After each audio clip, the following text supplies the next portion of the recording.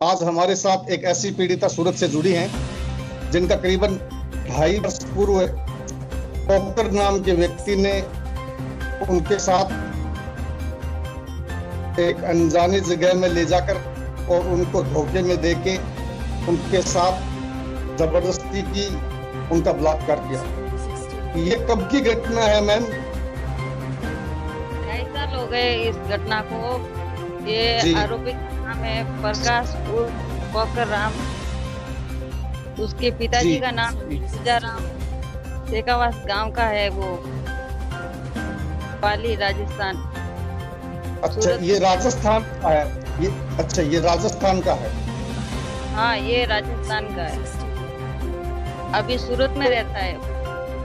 तो ये घटना कैसे उसने अंजाम दी? जो हमारे आप आर भारतीय न्यूज जो 24 के दर्शक हैं उनको बता सकते हैं आप कि ये पूरी घटना कैसे हुई, किस प्रकार से उसने अंजाम दिया इस घटना को? क्या आपका इसमें जो कारण था कि ये जो मान लीजिए कि आप उसके कैसे संपर्क में आए आप? ये इनका पहले पुराना दोस्त था, साड़ी का बिजनेस था हमारा, तो साड़ी की दुकान बंद हो गई थी, तो हम लोग गांव चले गए थे। गांव जाने के बाद हम लोग 2 महीने में वापस आए, तो हमारे बेंगलोर जाने का प्रोग्राम था, बेंगलोर में शिफ्ट होने का था हमारे। जी। तो ये उधर तो ये हमारे में पैसे मांगता था 60-70 हजार। तो ये आया तो हमने बोला कि 60-70 हजार मांगते हो तो बाइक है वो दे देंगे, और ऊपर का जो 15 हजार निकलेगा तो वो भी दे देंगे तुम्हारा। जी। ये बोला कि आप बेंगलोर मत जाओ, कड़ोदरा चौकड़ी साइड चलो, हमारे साइड में हेल्प करूंगा तुम्हारी, ऐसा बोला। तो हम लोग इन पर विश्वास करके कड़ोदरा की साइड आ गए। ये हम लोगों को रूम दिलाए, फिर अच्छा मेरी धंधा करेंगे, मैं हेल्प करूंगा तुम लोगों की, ऐसा बोला। फिर मैं बीमार रहती हूँ, मुझे थोड़ा हार्ट का भी प्रॉब्लम है, सूजन भी रहता है, तो 10 हजार की मुझे जरूरत पड़ी थी। तो मैंने बोला भैया 10 हजार की जरूरत, दूसरे को इधर किसी को जानते नहीं है, इसीलिए आपको जानते, तो 10 हजार की जरूरत पड़ी है तो आप हेल्प कर सकते हो क्या? तो ये बोला कि हेल्प नहीं करूंगा, मेरे पास नहीं है, कोई दागिना हो गहना वगैरह हो तो लाओ, फिर मैं हेल्प करता। तो और कुछ मेरे पास आधा किलो चांदी था, आधा किलो 1 ग्राम, तो मैंने वो चांदी उसको दिया। मैंने बोला ये चांदी ले जाओ और मुझे 10 हजार ला के दो, क्योंकि मुझे दूसरे दिन दवाखाने जाना था, बहुत अर्जेंट था मेरे लिए। पैसे आया, उसका मैसेज आया कि तुम मेरे साथ गलत काम करो, मेरा काम करो, मैं तुम्हारी हेल्प करता। जी। अच्छा, उसने आपको मैसेज के द्वारा आपसे संपर्क साधने की कोशिश की दोबारा? मैंने खुद जवाब नहीं दिया उसका, मेरे पति को भी बताया, तो मेरे पति बोले कि क्या करे, इधर किसी को जानते नहीं है, अपनी मजबूरी है। तो मैंने वो मैसेज थाने में भी दिए, उसका स्क्रीनशॉट भी निकाल के रखा। मैं ये जानना चाहता हूँ कि इस प्रकरण में आपकी कोई पुलिस में शिकायत या आपने की, जो उस समय जो आपके साथ ये पूरी घटना हुई? मैंने पुलिस में किया, कंप्लेन भी की, लेकिन कच्ची कागज पे मैंने वो मुझे लिख के दे दिए, उसका प्रूफ भी नहीं दिए थे मुझे। FIR दर्ज नहीं की। जब मेरे पास थे तब मैंने पुलिस वालों को सौंपा था, तो वो छानबीन तो फोन में, फिर भी मेरी हेल्प नहीं की उन लोगों ने। तो क्या आरोपी पर अभी तक पुलिस ने कोई कानूनी कार्रवाई की है या उसको कोई नोटिस भेजा है या?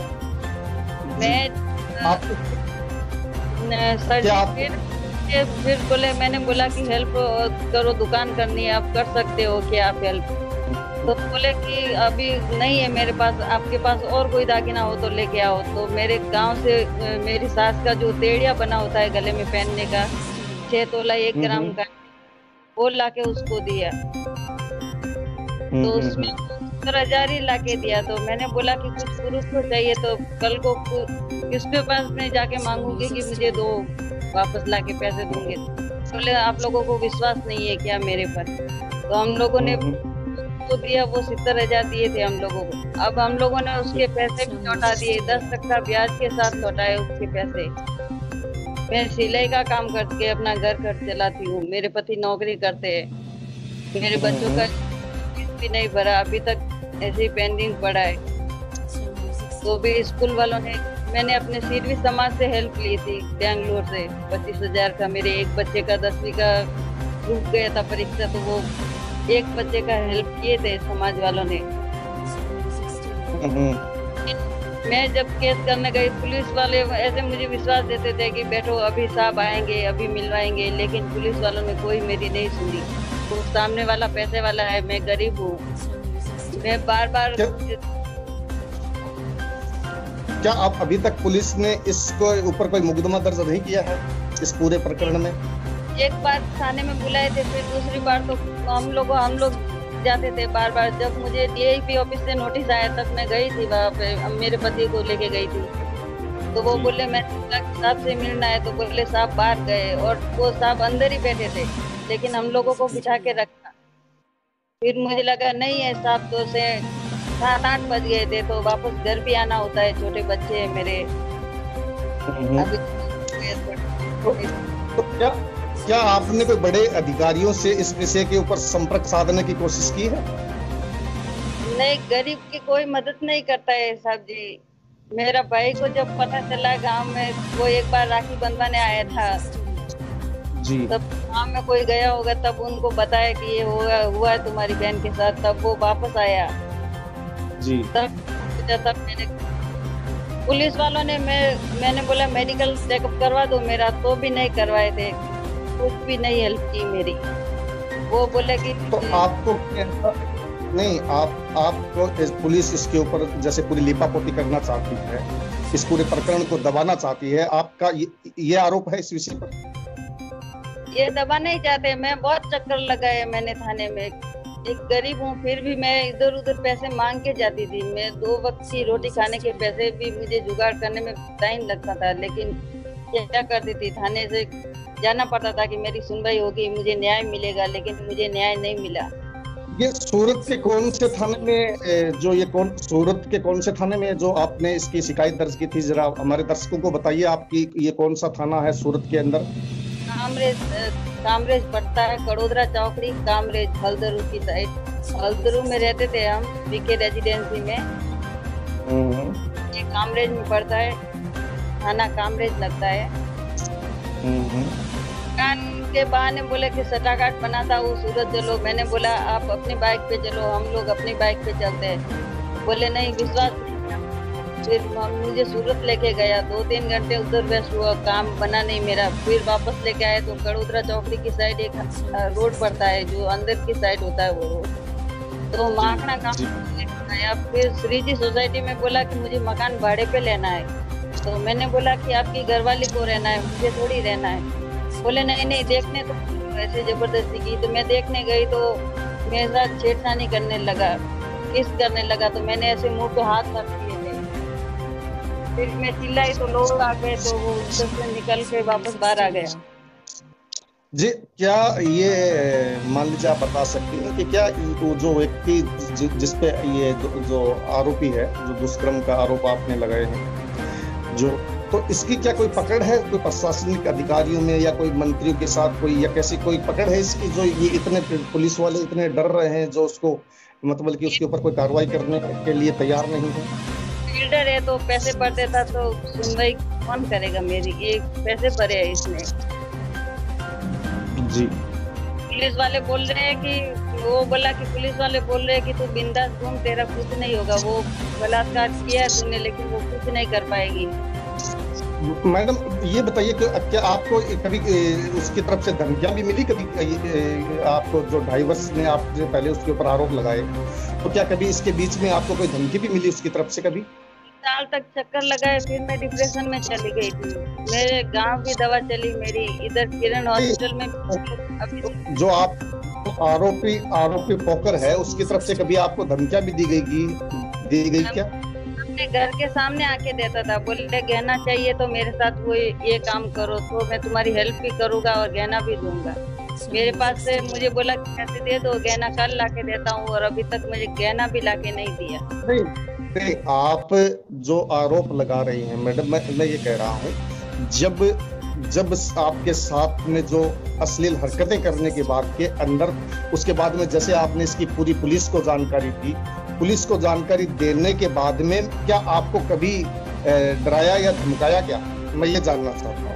तो ऐसा बोला कि किसी को वैसे बोलोगे तो बाहर तो मैं मार दूंगा, ये कर दूंगा और नहर में धक्का भी दे दूंगा, क्योंकि नहर पड़ता है, मैं बच्चों को स्कूल छोड़ने भी जाती। कभी उसने मतलब कि ऐसा भी कहा कि आप पुलिस स्टेशन जाके ऐसा मामला, ये जो विषय है इसको आप मत उठाइए या उसको मत बताइए, या ऐसे भी कभी उसने कहा? आए थे घर पे 5-6 लोग आए थे, बोले कि इधर सल्टारा कर दो, ये कर दो, उधर केस अपने समाज का है। तो मैंने उन लोगों को यही बोला कि मैं भी अपनी समाज की बेटी हूँ, मैं कोई दूसरों की नहीं, हरिजन की बेटी नहीं हूँ। मैं समाज वालों ने मेरा साथ नहीं दिया, वो जानते विनते भी वो उन लोगों का साथ दे रहे समाज वाले भी। जी। मेरे घर पे आया तब मैं बीमार थी, मेरे पति बाहर गए थे और बच्चे सो रहे थे। तब मैंने बोला भैया बैठो, वो आया, बोले कुछ कागज लेने। तो मैंने बोला भैया बैठो, चाय बनाती हूँ। तो मैं चाय बनाई तो हाथ डाल दिया और जबरदस्ती करने लगा। मैंने मेरे बच्चों को आवाज दी लक्ष्मी ऐसे, तो वो भाग के बाहर जाके खड़ा हो गया। जी, तो आपने हमारे को जो हमारे चैनल पर आके आपने पूरी अपनी बात रखी, इसके लिए बहुत बहुत धन्यवाद। आर भारतीय न्यूज़ 24, आर भारतीय न्यूज़ 24। जी जी, बोलिए आप बोलिए, कुछ बोल रही हैं आप, बोलिए। बच्चे बाहर खेलने गए थे और ये भी काम पे चले गए थे, तब वो उसको मौका मिल गया था, घड़ी बंद कर दिया। फिर बीमार थी तो मैं जब चिल्लाने लगी तो मेरा मुंह दबा दिया उसने। एक तो बीमार थी, दबा दिया तो ऐसे इतना जोर से दबाया कि मैं कितनी देर तक सांस भी नहीं ले पाई, वो गलत काम करके। फिर मेरे बच्चे दरवाजा खटखटाए, तब वो फटाक से भाग गए। जाते वक्त मेरे बच्चों ने देखा था। फिर 4-5 दिन 2 दिन निकले, फिर वापस आए और बोला कि अगर किसी को बोला मुझे और करना और किसी को बोला तो मैं जान से मार दूंगा तुम्हें। आपके बच्चे कितने साल के हैं? मेरे बच्चे कितने, मेरे अभी 13 साल की है लड़की, उस समय तो 11 साल की थी ऐसी। नहीं, 11 साल का बच्चा तो उस जैसे जो कोई भी व्यक्ति होगा उसको आराम से पहचान लेता है ना। पहचानता है, वो वीडियो भेजे थे उसने। पुलिस के सामने ये बात आपने रखी क्या? पुलिस वाले तो बोलते हैं कि तुम झूठ बोलते हो। मैंने बताई थी पुलिस वालों को, तो पुलिस वाले बोलते हैं कि तुम झूठ बोलते हो, कि पुलिस वाले पैसे में बिक गए हो।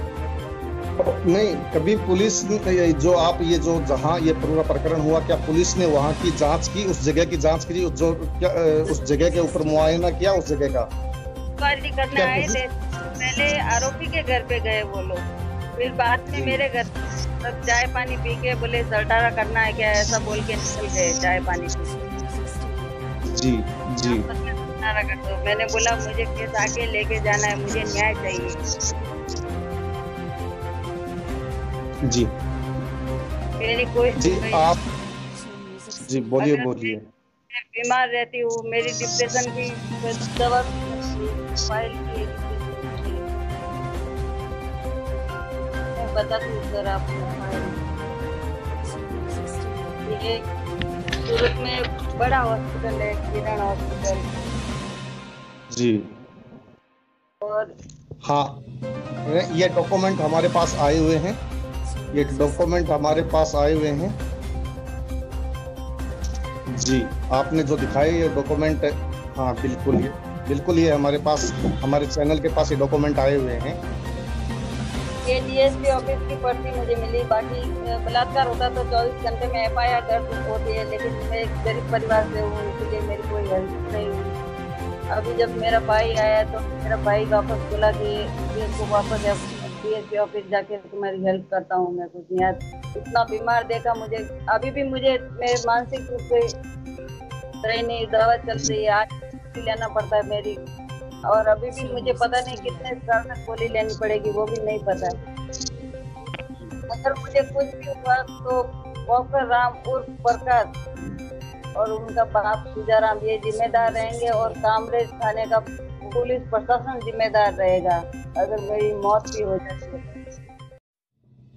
वो बोलता है कि अगर परिस्थिति खराब होती है तो 20 बच्चों को कुछ भी बैठना पड़ता है, और तू मेरे पास फिर भी बैठी है, मुझे ऐसे बोलता है। वो घर पे आपके घर के सामने आके बोलता था। देखिए, आर भारतीय न्यूज़ 24 आपके साथ है, और आज आपने जो सच्चाई बताई है, हम इसको आगे भी इस विषय को उठाएंगे। महिला गलत होती तो बार बार डिप्रेशन में भी इतनी नहीं जाती और बार बार थाने के चक्कर भी नहीं काटती, छोड़ देती हूँ। लेकिन मुझे न्याय चाहिए और प्रशासन न्याय दिलाने में असमर्थ रहा। वो पैसे वाले का साथ दिया, एक गरीब का साथ नहीं दिया, एक औरत का साथ नहीं दिया। जी, हम आपके साथ हैं जब तक आपको इंसाफ नहीं मिलेगा। हमारा चैनल आपकी एक एक पल की खबर जरूर लगाएगा। जो भी आपकी अपडेट इस विषय पे क्या हो रहा है उसकी हम जरूर आज भारतीय न्यूज़ 24 पर दिखाएंगे। नमस्कार। धन्यवाद सर।